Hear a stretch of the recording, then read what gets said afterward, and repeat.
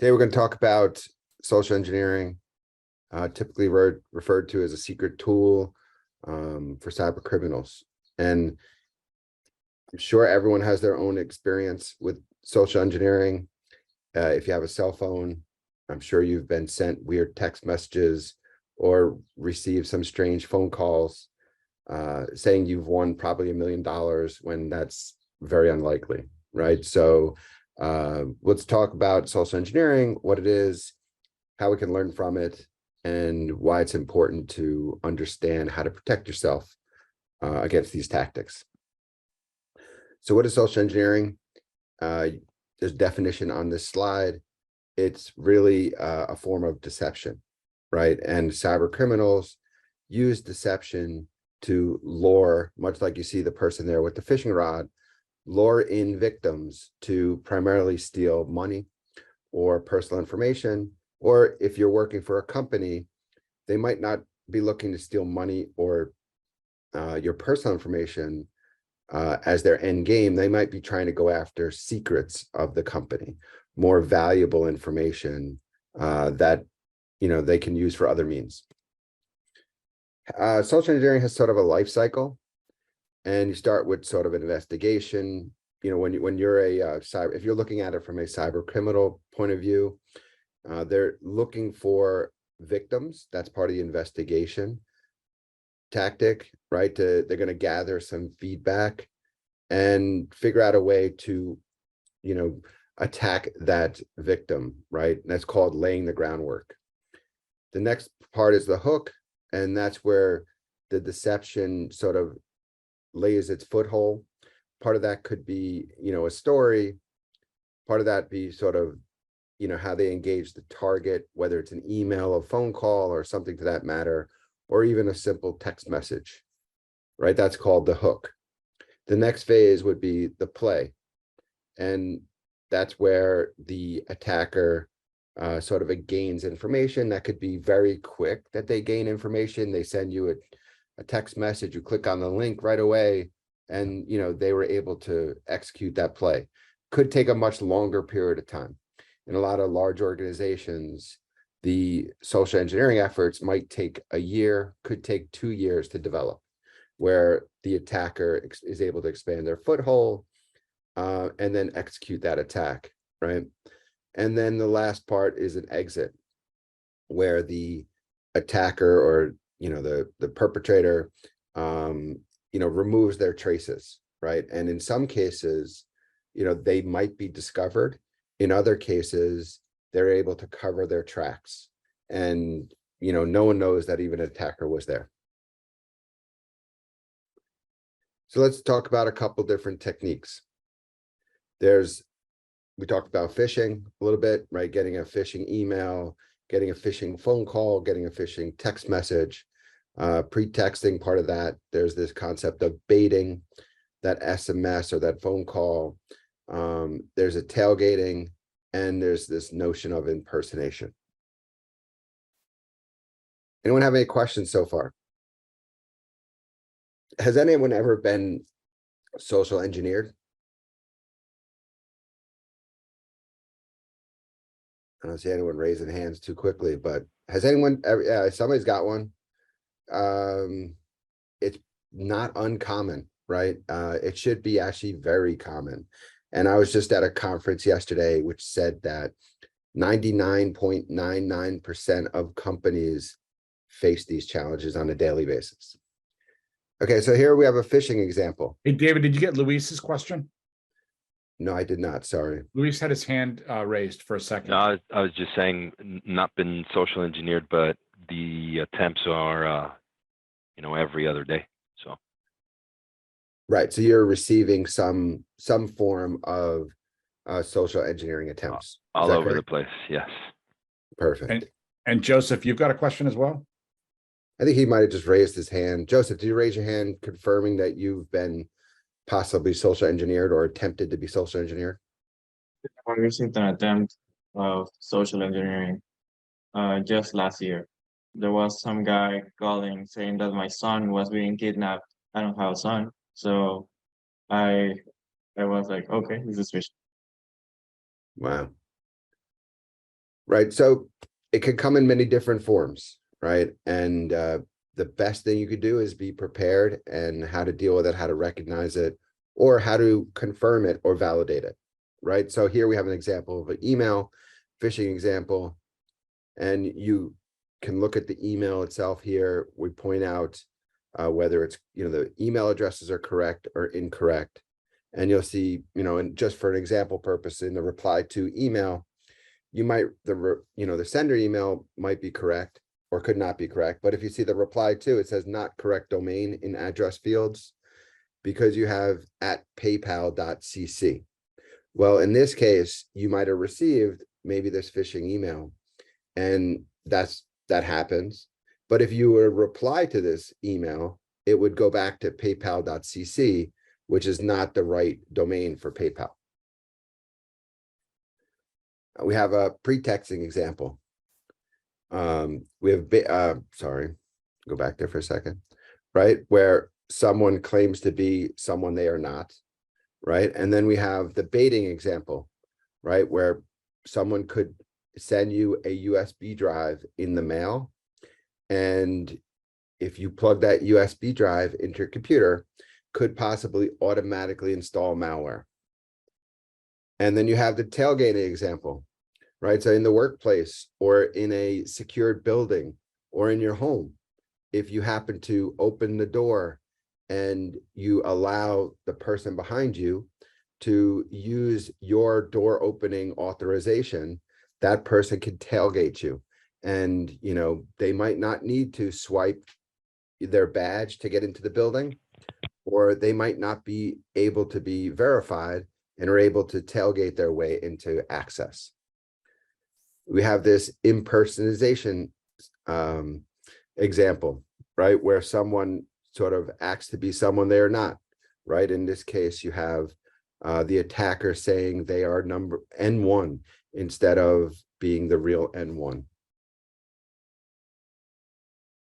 As we learn a little bit more, we talk about 6 principles of persuasion, because persuasion happens to be a very important concept in related to social engineering. And the 6 are right here on the screen: reciprocity, scarcity, authority, consistency, liking, and consensus. When we talk about scarcity, right?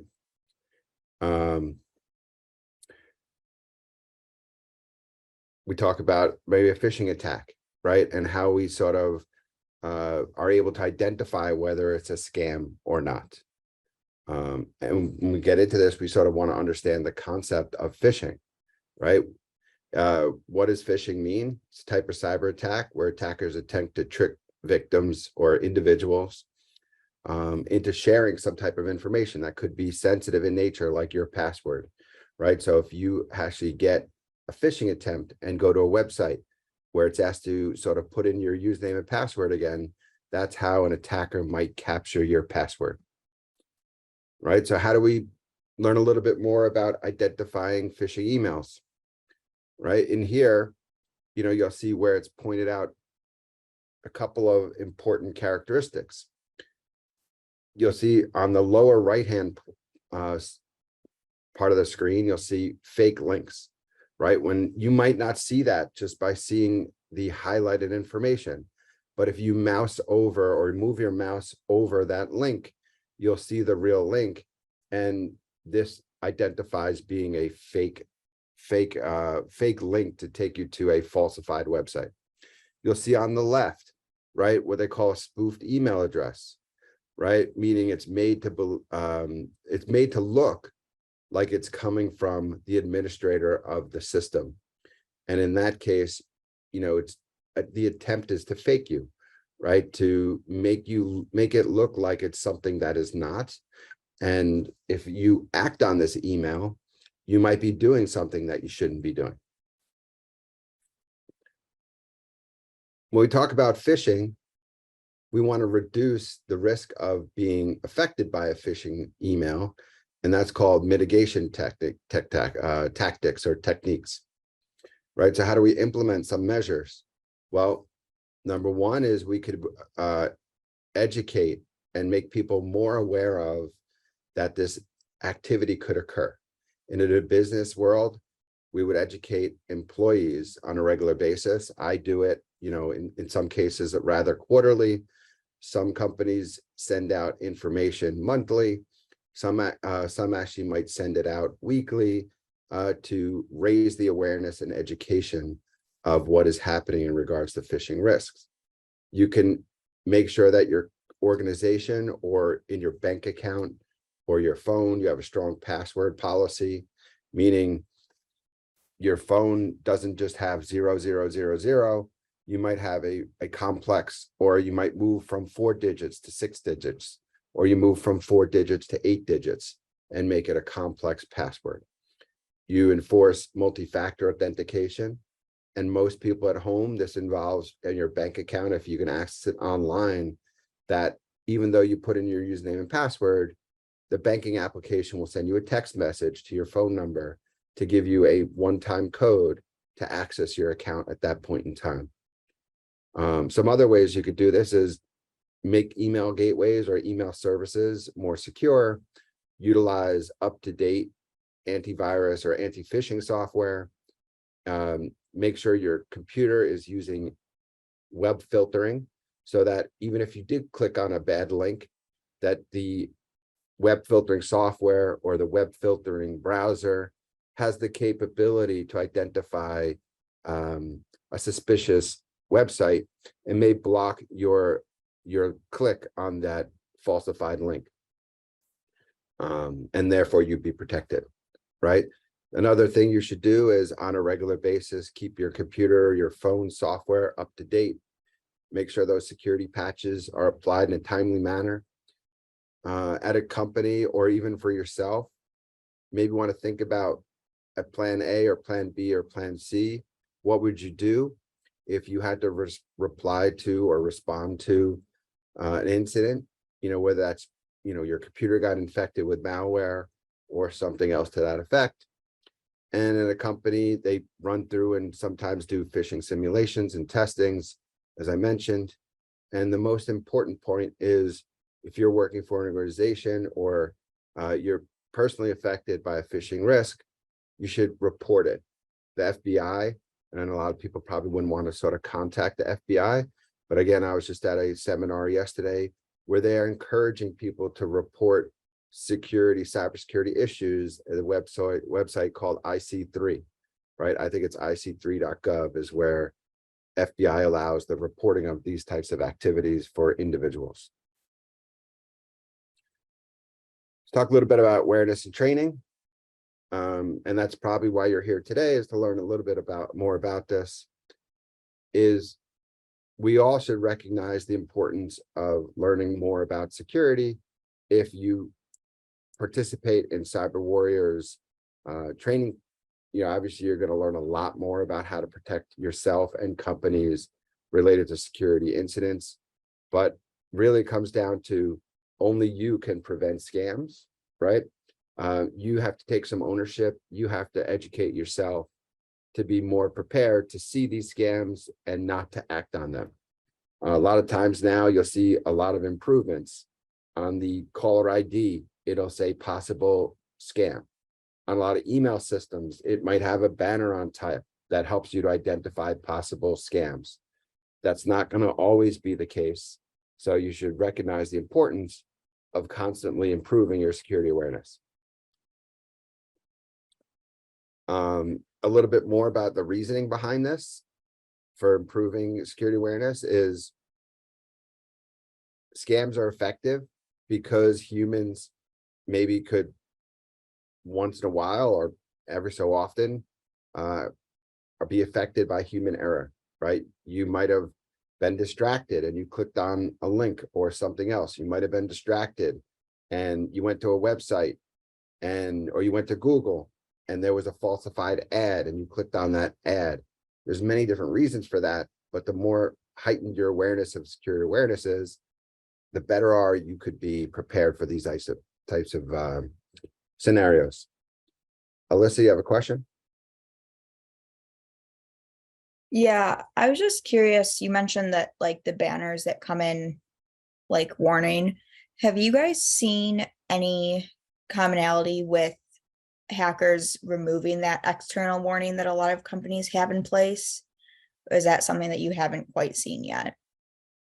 So most hackers are not able to remove that, right? That would be sort of on the receiving side of the email systems identification. So it'll be a little bit harder for them to remove that. But there are cases where those systems can't identify or identify an email that could be phishing, because the better the phishing email is, the better the chances it will get through undetected. And that could be a reason for that to occur. I was just curious because I've been working on like phishing trainings in my company, and I figured out a way to remove like our external banner. And I was just curious if that's something that you guys have seen being done by hackers. Not particularly, no. Okay, thank you. Okay, so, some more important reasons, which we just talked about, was identifying phishing attempts. The importance here is to prevent financial loss, strengthen the overall cybersecurity posture of a company, and most importantly is to comply with regulations and standards. Let's talk a little bit about user authentication and access control. The importance of implementing secure authentication methods is to help protect systems, of course. But if a phishing email gets through, that poses a risk for secure authentication methods, right? So most systems are password protected. We're familiar with that. But to strengthen password protection is to incorporate multi-factor authentication, or two-factor, or what Google refers to as two-step, sort of username, your password, and then another factor to better identify the person or the process that might be gaining access. You also might have the ability to have single sign-on in your company. Well, you might have gone through the step of better identification once, and single sign-on helps you to sort of pass that through to multiple systems. You might have a one-time password token practice in place, where you go to access the system, it sends you a one-time token after you've done some basic authentication, and you can enter that token to help you gain access to the system. Right, so the goal of improving access or authorization methods is to improve or strengthen, right, that identification at the time of access. But the main goal is to reduce the risk of an effect from social engineering attacks, because if a email gets through and you click on that link, and that link takes you through to a website, and you put in your credentials, or it carries through your credentials, then quite possibly an attacker could have bypassed your traditional access control methods. To further that a little bit is that a lot of times, and what's good is companies should do a good job of checking the permissions that users are granted in their system. So if you're a regular user and you have admin permissions using your regular user, you have a high level of role-based access. And that's probably not something you should be using on a regular basis. Because again, if you go back to the scenario where you do receive a phishing attempt, then your admin privileges are at risk as well.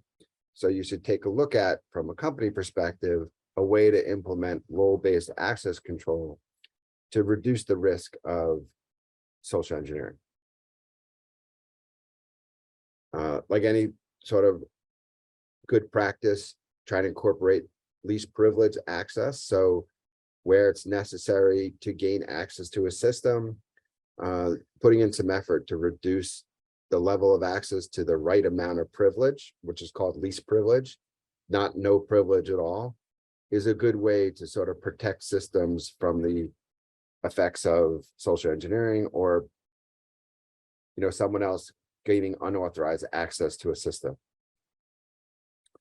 Again, we talked about strong authentication, and we talked a little bit about incident response, but most importantly, related to incident response is having that plan A, having that plan B, or having that plan C in place, so that well, if I try to use this credit card and that credit card got maxed out because a hacker got that number, if you have another credit card that you keep as a backup, you will not be, blocked from getting gas when you go to the gas pump, right?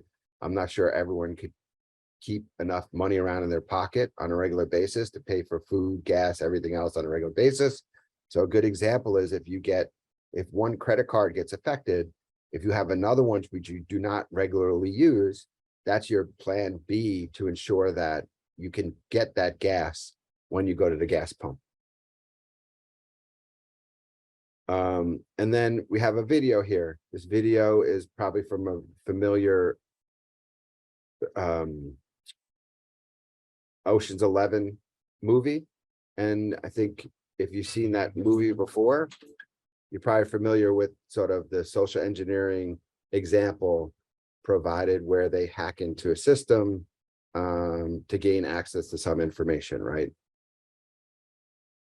Has anyone ever seen the Ocean's 11 movie where this video is from? I have not. We could share a Sure. link to that here if you like as well. If you want to listen to the audio as additional to this. Does anyone have any additional good social engineering examples they'd like to share or have any questions about? There is a very good book by Kevin Mitnick, Ghost in the Wires, that talks a lot about how he would social engineer people over the phone and stuff like that. That is relevant just to share with you guys. Yeah, he's a pretty popular authority on the topic, and interesting enough, I think he's used his practice in social engineering others to form a security company where he performs tests for them to help them strengthen their security posture, right? So that's a great point. Anyone else have any questions, or maybe you want to share an example on social engineering?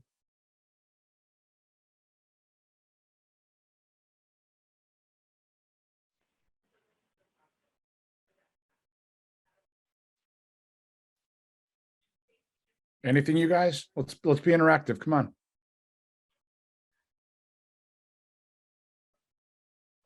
Now, for example, my mother-in-law did receive notifications on, I think it was through WhatsApp, on how they had some of her information that they had obtained in social media, and how she had won $2,000 or something like that. If she would send them the money, they would send them the gift cards, and she fell for that scam. That was $2,000 that were taken from her. But they had some information from her Facebook and from other social media sites. So it seemed genuine to her, and she fell for that. Sorry to hear that. In my country, there is a common scamming method where inmates smuggle cell phones inside prisons and then start calling, posing as telephone companies representatives, and then they start asking you for telephone cards so that you can win, I don't know, $2,000 or something. But then you don't earn anything. It's quite funny because you can actually hear the noise in the background, and then the scam falls. But there has been people that has fallen for that. Maria, I think you have your I hand up. I'm from Venezuela, and here in Venezuela, it happens the same thing as Joseph country. The inmates call, and they don't say that I am an inmate, but they say that maybe from calling or also via WhatsApp, and they say, hi, my name is, a common name here in Venezuela is Maria. So they say, hi, I'm Maria, and everybody here knows I'm Maria. So they're, oh, you're my cousin or my aunt or whatever, my friend. Yes, I need help because here in Venezuela, we don't have like a normal way to exchange So we have to ask some friends who can buy it from us. It's like really complicated. So they start telling us, oh, I have like $200 to buy. You want to buy them from me? And you get into that scam and you send them that a lot of money. That here in Minnesota, that's a lot of money. So you fall for that. It happens all the time. Thanks for sharing. Louis? if you have Sorry, your hand just up. to apologize, I have to drop for another call. David, thank you very much. Look forward to more follow-up info. Thank you, sir. Appreciate it. And Nelson, show your hand up there. Yeah, I'm around here. So, well, here in the Dominican Republic, we have the same situation as Joseph and in Venezuela with the prison. Last year with the commission, a whole call center. It was a completely call center that was acting within the prison. Cameras, routers, even they were doing services providing for people around the prison. And one common thing that is happening through social engineering here in the DR, it is that somebody asks you for a code. Somebody called you and say, hey, I just lost my WhatsApp. I'm gonna send you a code to recover my WhatsApp. If you get a code number, just give it to me. The person sent the code. Somebody, I called you, you just give me the code that I just got through message. And guess what? That was just some person trying to get your WhatsApp account. So your WhatsApp account got hacked just because you provide the WhatsApp code to somebody. Sometimes it is coming from a person that you know. Somebody's coming from an unknown person using a phone number that you had in your contact list. And that's a pretty common one that is happening right now. Thanks for sharing, Nelson. And David, I see your hand up. You want to share an example? It didn't happen to me personally, but it happened to my fiance. She was looking for a stay-at-home job, and she found one, and they hired her, but they sent her a bank certified check for $5,000, and the check was fraud. It was the whole thing was a scam, and she had cashed the check, and we ended up having to pay back the bank the $5,000 because she was looking for a stay-at-home job, and they collected all her information, which she filled out the job application on Indeed. Wow. And it turned out that it was a big ordeal with like, we weren't the first person, but it was a big ordeal, and she had to make a statement with the FBI and everything over it. So it's out there. Has anyone ever heard of Microsoft calling up people and telling them they got a problem with their computer that has to be fixed? Turns out that Microsoft doesn't usually call you directly for help, right? You have to call them to initiate that tech support request. So as David mentioned, be a little bit careful about who you're sharing your personal information with, because they could be using it for the wrong reasons. All right, thank you. Thanks everyone for sharing. So in case you don't know, there happens to be a phishing quiz exercise that you could take on your own personal time, developed by Google. It's called Jigsaw.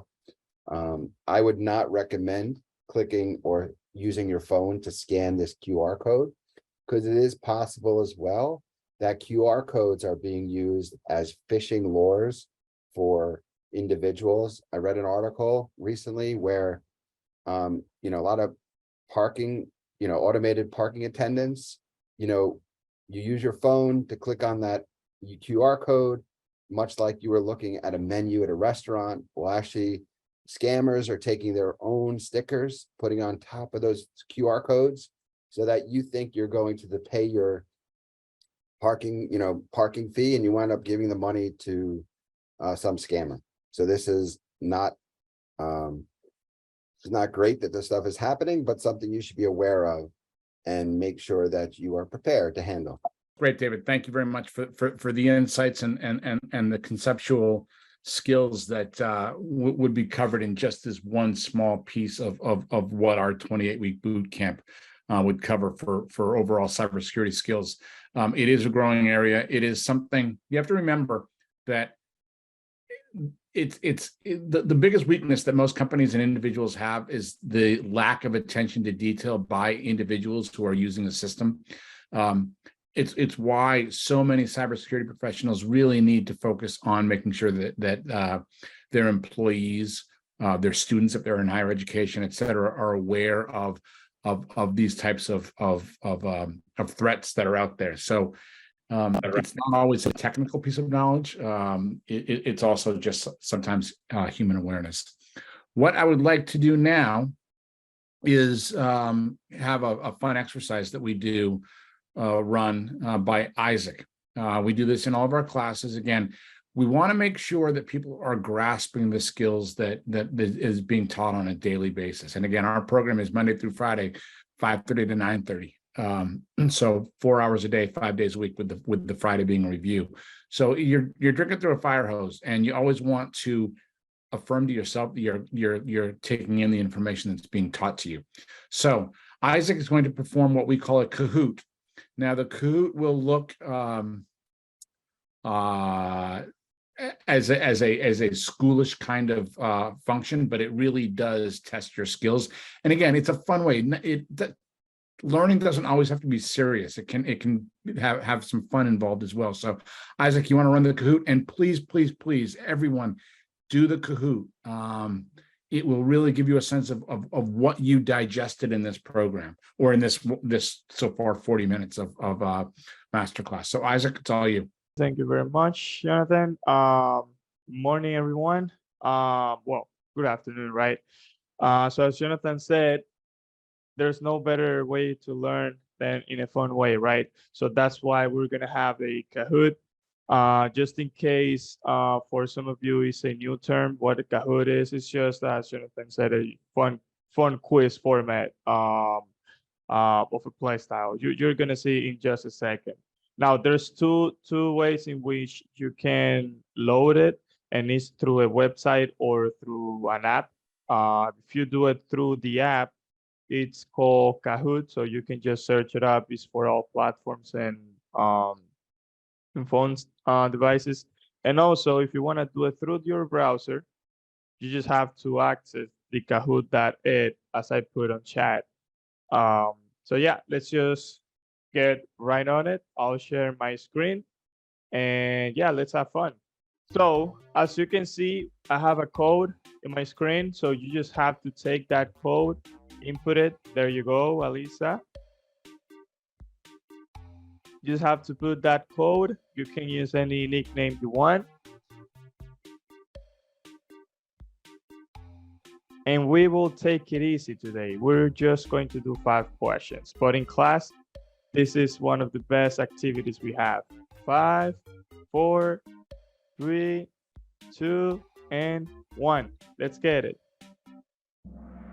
The questions will appear there, and then the answers. So try to select the right one. All right, first one. It's a multi-select. Are you enjoying this section? Come on. We want to see how you guys are enjoying this section. Yes, I love it, or nah, it's improvement. Let's see. Not all questions are going to be like this, by the way. And boom. Come on. Who was this? But all right. I appreciate the feedback. All right. That was just an icebreaker. Now we get into tech stuff. All right. So multi-select. These tips can help you become more vigilant with social engineering scams. Let's see. It's a multi-select. So choose as many as you want, or that you think are right.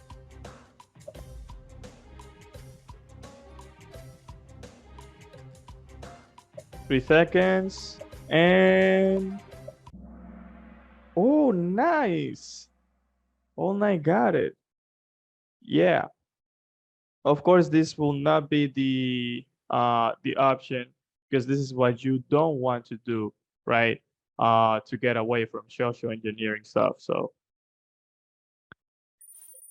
okay, I see the scoreboard.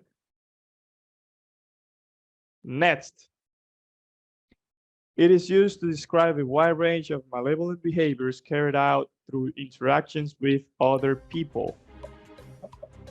David did talk about this. So let's see what you guys think it is.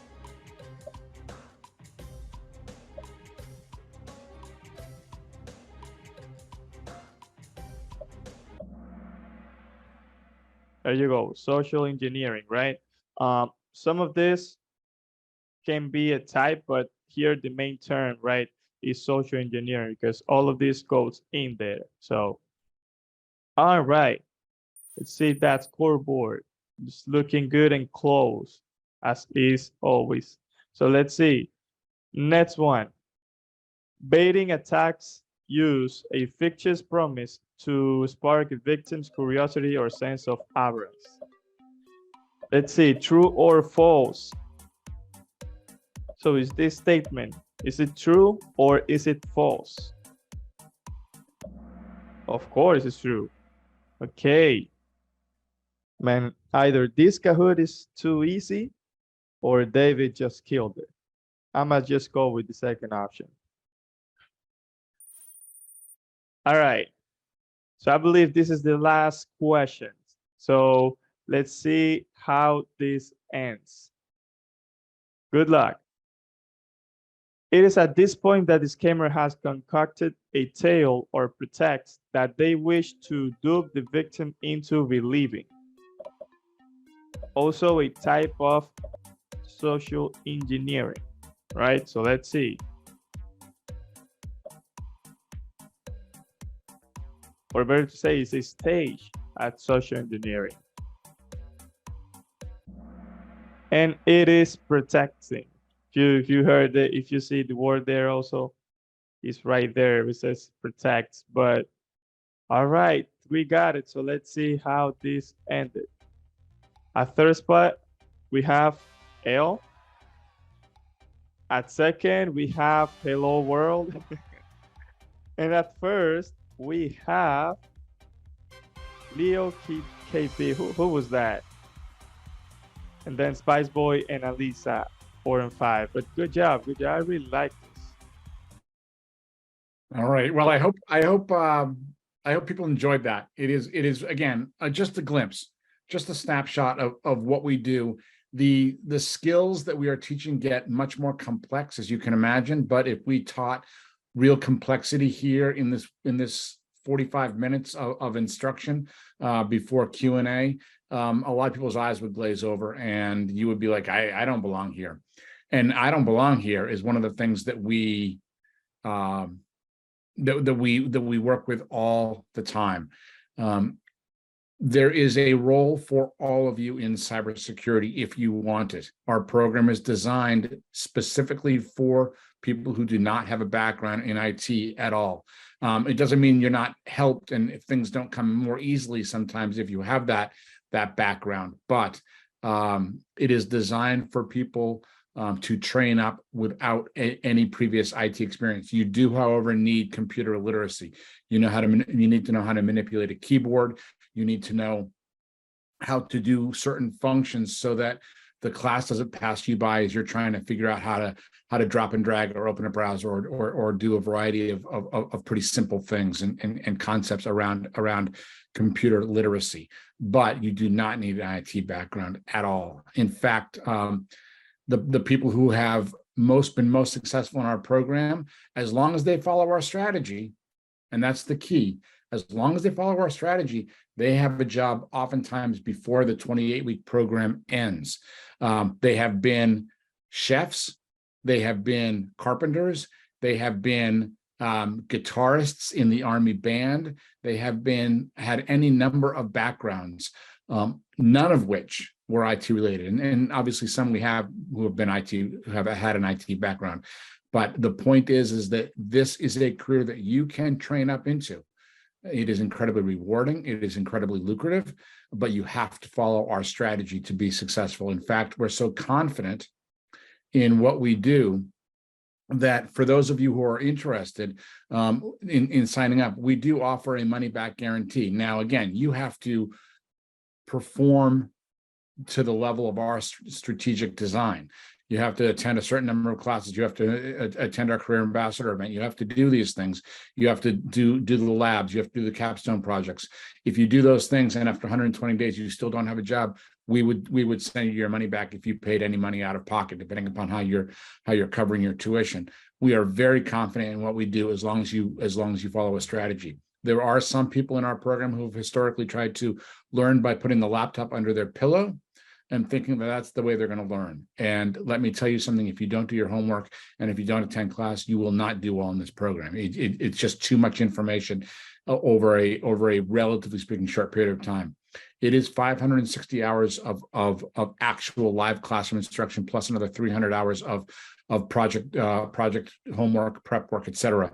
It is more curriculum than you will digest in a 4-year cybersecurity training program in a college.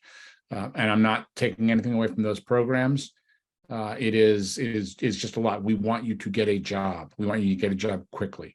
So this is intended to get your competitive juices flowing, to make sure that you really, really want it. But we would love to have you if you are interested. What questions does anybody have for me or for David or for Isaac or for Clara? How does the program work? I know you said it's 5:30 at night to 9:30 at night, Monday through Thursday, with Friday as review. But beyond that, is it like a Zoom? Like, is it like this on the computer? Is it mostly textbook? Like, is it hands-on learning? Like, what are we looking at? Great question. Great question.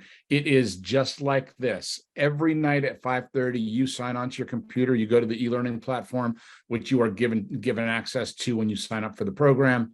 And you are taught the program from a live instructor, again, live via Teams, not Zoom, but same thing, using the e-learning platform.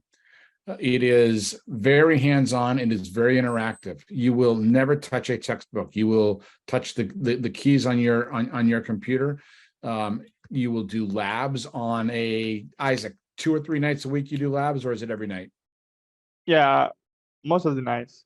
Most every night you will do a lab. Yeah. You are required as part of our graduation requirement to take a screenshot of your successfully completed lab and deliver it to your teaching assistant. There are 5 capstone projects you will do throughout the 6-month, 28-week period of time as well. Those capstone projects build on each other and they get iteratively more difficult. The final capstone project is something that you present as part of a team to all cohorts combined on the Wednesday night of your graduation. It is a requirement for graduation as well. I promise you, and we have videos that are on YouTube that and they're not our words, they're the words of our students. The students use all the knowledge that they've gained over the 28 weeks to successfully complete the capstone.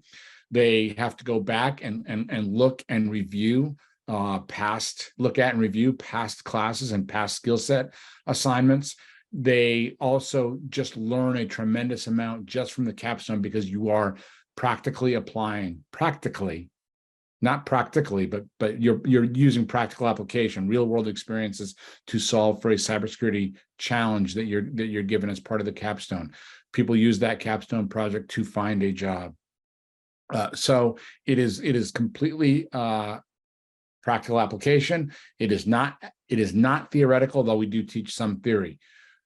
We are not a training program. We are a jobs program. Our job is to get you a job. Training is a necessary evil that is part of our work to get you a career path into cybersecurity. I mentioned before, and I should reference it. Part of the strategy, again, is not just study, is not just learning the skills.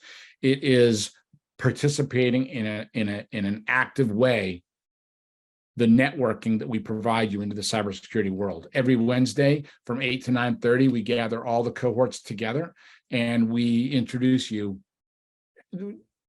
probably 49 of the 52 weeks a year, 48 of the 52 weeks a year, we will have a career ambassador that will be a leader in the cybersecurity field. We have had the CISO from Eli Lilly, which is one of the 15 largest companies in the world. We've had this #2 person in cybersecurity for global security from Microsoft. We have had the CISO from NCR, the CIO from Houghton Mifflin, the CIO from any number of large companies come and speak to our group about their career path, about what they look for in talent, about what a day in the life of people on their team, a bad day, a good day, the importance of diversity, the important, how veterans might assimilate into a program, what people are looking for skill sets that are outside of cybersecurity. Don't think for a second that the skills you're learning and you're developing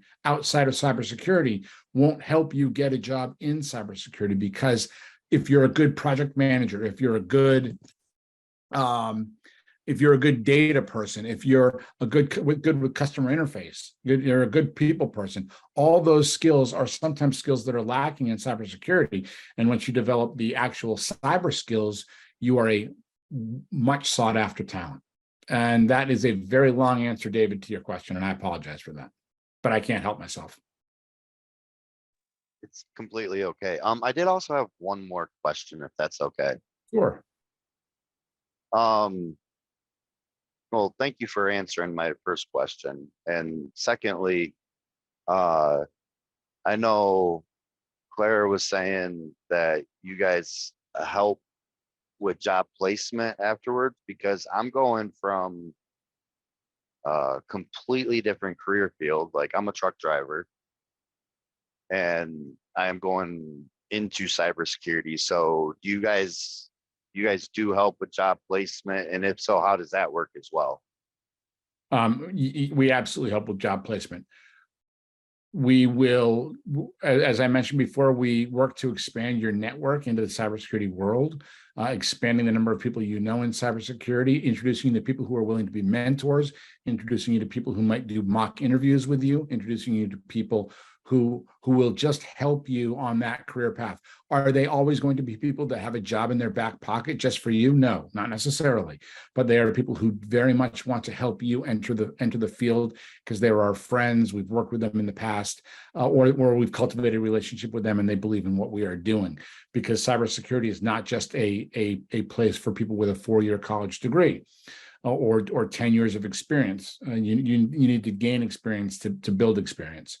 So expanding your network, we have a career coach that we offer up to you to use to work on your resume, to work on your interviewing skills, to work on any number of things that will help you land that job.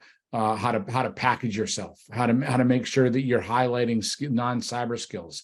That career coach combined with the career ambassadors and our other friends, and also when you apply for a job, we encourage you to let us know that you applied for it, because we may know somebody in that company, or we may know someone who knows somebody in that company.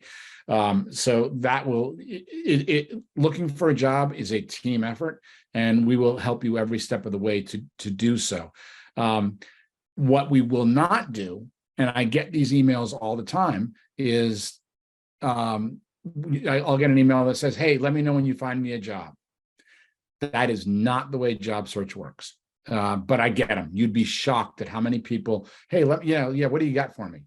What jobs are open in Chicago, wherever it is?" And it's just not the way it works. You need to be the front person. It's sort of like if you want to play sports in college, your parent is not the one who's supposed to be talking with the coach. You're the one who's supposed to be talking with the coach. In the same way here, we're not the ones who are supposed to be talking with the hiring manager. You're the one who's supposed to be talking with the hiring manager, because you're the one who's going to be hired. But we will help you every step of the way. And again, if you follow our strategy with job search processes and other things, and if you've paid money out of pocket and you don't have a job, you will get your money back. That's how confident we are. But you have to follow our strategy. You're trusting us with 28 weeks of your life. You have to trust us enough to follow the strategies that we lay out for you.